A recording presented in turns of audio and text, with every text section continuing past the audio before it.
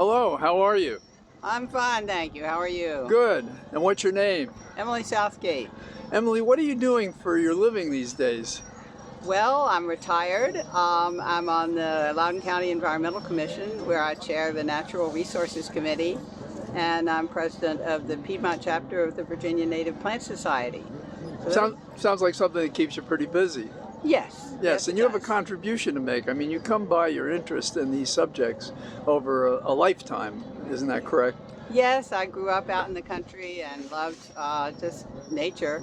And I got a PhD in botany. I'm a historical ecologist, but I also have a master's degree in history because I use historical documents. I think what was here in the past has really major influence on what's here today. Makes sense to me. Now, there's a lot of concern among all the topics one can consider about non-native invasive plants and so forth. And you've been involved in that in Loudoun County and elsewhere, is that right?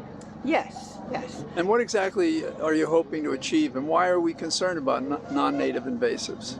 Well, I personally don't, I just try to give people a little advice, but what happens is that back before we had these major non-native invasives, there was a secondary succession. So native plants replaced each other, and eventually you'd have a forest if you abandoned an old field, and it'd be native trees like oaks and hickories. But today, because of these invasives, that doesn't develop as well. So we try to go in and figure ways to remove the invasives and leave the room for the native species that ought to be there. So how are we going to do? Because it's obviously a work in progress. I don't think there's any way we can completely do it. I think it's going to be a continuing battle. I think we have to pick our battles. We can't expect to get rid of all of the invasives, and we have to look at the ones that seem to be most destructive to the natural systems. Now, you've written quite a bit in your life, and there's a current book out that's in its second revision, People in the Land Through Time, correct? Yes. Now, if somebody wants to get a hold of that, where could they get a hold of a copy of that book?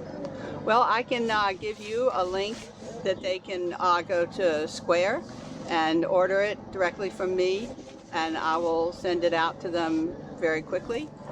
Or they can buy it on any of the major places where they buy books online. Now, we're talking today at the Arboretum. Can you tell us what the Arboretum is? Well, the Arboretum is a place where botanists collect interesting plants, and used to be you collected plants from all over the world because you wanted a great diversity from all over the world. But as we realized they were becoming invasives, we focused more on native plants, and so now the Blandy Experimental Farm, the State Arboretum, has a large native plant collection and is being much more concerned about invasives. Well, thank you. This has been very helpful, and I'm sure people are going to find it interesting. Have a good day, Emily. Well, thank you. You too.